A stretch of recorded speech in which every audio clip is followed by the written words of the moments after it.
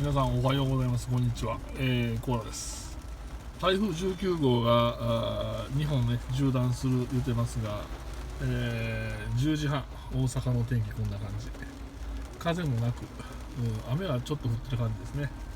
で、ヤフーですが、台風は今もこんな感じで、今紀伊半島南部にいます。で、なんか北部の方へ流れそうなんで、関東の皆さん、十分ご注意して台風に備えてください。こうでした。